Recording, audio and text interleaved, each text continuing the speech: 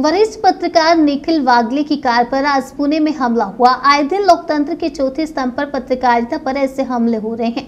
इस महाराष्ट्र में क्या हो रहा है? लोकतंत्र के चौथे स्तंभ पर हमला किया जा रहा है, यानी पत्रकारों द्वारा सवाल पूछा जा रहा है कि राज्य में कोई गैंगस्टर राज नहीं है। इस बारे में बोलते हुए पत्रकार आदेश वागले ने कहा कि भले ही आज एक निखिल वागले की हत्या हो जाए, लेकिन हम जैसे लाखों निखिल वागले इस लड़ाई के लिए तैयार हैं। नमस्कार, मी पत्रकार आदेश वागळे। नुकत्याच काही मिनिटांपूर्वी, काही वेळापूर्वी ज्येष्ठ पत्रकार निखिल वागळे यांच्यावरती पुणे येथे एक भीषण हल्ला झाला। एकदा नव्हे तर 3 ते 4 वेळा त्यांच्या गाडीवरती जो हल्ला झालेला आहे, प्रथमतः या हल्ल्याचा मी निषेध करतो। आणि एकूणच आपण जर पाहिलं तर पत्रकारांवरती जे हल्ले होत आहेत ही एक भीषण बाब आहे। ह्या महाराष्ट्रात नक्की चाललंय तरी काय? आपण जर पाहिलं तर गुंडाराज सध्या आपल्याला सगळ्या महाराष्ट्रात सध्या पाहायला मिळतोय व यामधून जे आहे ते पत्रकारांवर देखील हे हल्ले होऊ लागलेले आहेत। राजकारणी लोकांवरती हे हल्ले होत आहेत। त्यामुळे ह्या महाराष्ट्रात नक्की चाललंय तरी काय आणि नक्की ही लोकशाही आहे का? जो पत्रकार लोकशाहीचा चौथा आधारस्तंभ म्हणून ओळखला जातो त्याच्यावरती हल्ले होतात। आणि निखिल वागळे जे ज्येष्ठ पत्रकार आहे, जे की अशा कोणत्याही हल्ल्यांना जे भीक घालत नाही, त्यांच्यावरती हे हल्ले होत आहेत।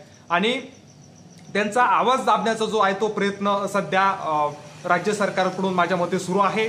याचा पूर्णपणे आम्ही निषेध करतो। आणि एकूणच निखिल वागळेंचा जर आपण इतिहास पाहिला तर त्यांच्यावरती अनेक जे आहे ते हल्ले झालेले आहेत। त्यामुळे कितीही जरी झाकून धरलं तरी, आपण कोंबडं कितीही झाकून धरलं तरी सूर्य मात्र उगवायचा राहत नाही, हे तितकंच खरं आहे।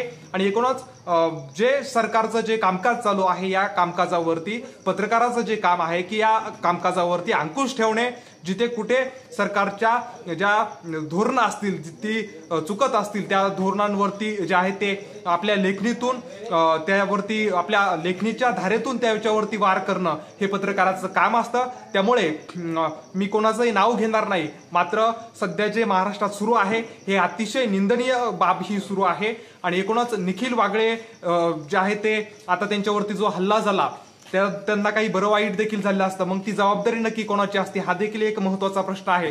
मात्र आपण एका निखिल वागळे वरती आपण हल्ला कराल, मात्र हजारो निखिल वागळे, लाखो निखिल वागळे हे उद्या आपल्याला महाराष्ट्रात त्या ठिकाणी पाहायला मिळतील। त्यामुळे पुनश्च एकदा मी संगमनेर तालुक्यातील, अहमदनगर जिल्ह्यातील व सर्व आमच्या पत्रकार मित्रांकडून त्यांच्यावर जो हल्ला झाला, त्यांच्या गाडीवर जो हल्ला झाला त्याचा मी निषेध करतो। व निखिल वागळे जो माणूस आहे, निखिल वागळे जे सर आहेत, ते कोणत्याही हल्ल्याला जे आहे ते घाबरणारे नाहीये। ते सध्या त्या कार्यक्रमाला गेलेले आहेत। त्यामुळे या हल्ल्याचा पुनश्च एकदा आम्ही सर्व पत्रकार मित्र निषेध करतो आणि इथेच थांबतो। धन्यवाद।